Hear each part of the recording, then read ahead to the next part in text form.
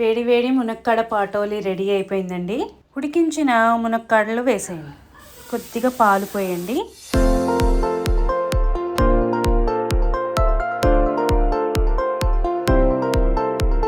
Please like, share and subscribe to Nayaki's kitchen for more video.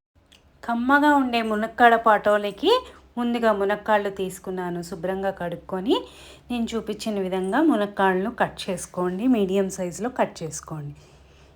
అలా peach అంతా తీసేసుకుంటూ ఉండండి. Peach తీసుకొని కట్ చేసుకోండి. ఇప్పుడు ఒక బాణలు తీసుకొని అందులోకి మునక్కాళ్ళు వేసి తగినంత నీరు పోసి ఒక 2 నుంచి 3 నిమిషాల దాకా ఉడికించుకోండి. కొద్దిగా ముక్కలకి పట్టేలాగా సాల్ట్ వేసుకోండి. మూత తీసి చూద్దాము. ఒక 4 to 5 మినిట్స్ అయిపోయింది.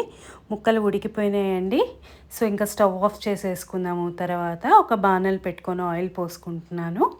శనగపప్పు, మినప్పప్పు, ఆవాలు, జీలకర్ర, ఇప్పుడు ఎండుమిరపకాయలు అలా తుంచి ఒకటి వేసుకోండి. మీరు తర్వాత ఇంగువ కూడా వేసుకున్నాను, కరివేపాకు. ఇలా వేసుకున్న తర్వాత ఉడికించి పెట్టుకున్న మునక్కాడలు కూడా వేసి ఒక 2 నిమిషాలు వేగనివ్వండి. మిశ్రమానికి 2 కప్పుల శనగపిండి, కారం, పసుపు, ఉప్పు ఇవన్నీ వేసుకొని ఒకసారి బాగా కలుపుకోండి. అన్నీ కలిసేలాగా ఒకసారి స్పూన్తో కలుపుకోండి.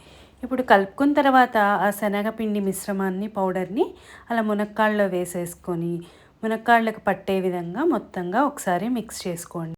ఇక్కడ మునక్కాడలు అనేది విరగకూడదండి. విరగకుండా మొత్తం ఆ పిండి అంతా వాటికి పట్టేలాగా కలుపుకోండి. ఇప్పుడు అసలైన రుచి పాలతోనే వస్తుంది. కొద్దిగా పాలు పోయండి. పాలు పోసి మొత్తము ఆ పాలంతా పట్టే విధంగా ఒక పేస్ట్ లాగా అవుతుంది కూర. ఇది లో ఫ్లేమ్లో పెట్టుకొని తర్వాత మూత పెట్టేసుకొని వదిలేసేయండి.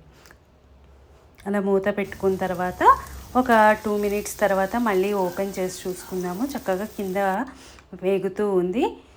ఒక్కసారి కలుపుకుందాం. శనగపిండి కదా, మాడకుండా ఉండడం కోసం ఒక్కసారి కలుపుకుందాము. మళ్ళీ ఒక 2 మినిట్స్ తర్వాత చూస్తే చక్కగా పొడి పొడి వచ్చేలాగా కూర ఉండాలండి. చూసారా, అలా చక్కగా శనగపిండి అంతా విడివిడిగా క్రిస్పీగా అవుతుంది. మునక్కాడలేమో సాఫ్ట్గా, శనగపిండి ఏమో క్రిస్పీగా. ఇంతేనండి, శనగపిండితో చేసిన మునక్కాడ కర్రీ. దీన్ని మునక్కాడ పాటోని అని కూడా అంటారు. నచ్చితే please like, share and subscribe to Nayaki's kitchen. Thanks.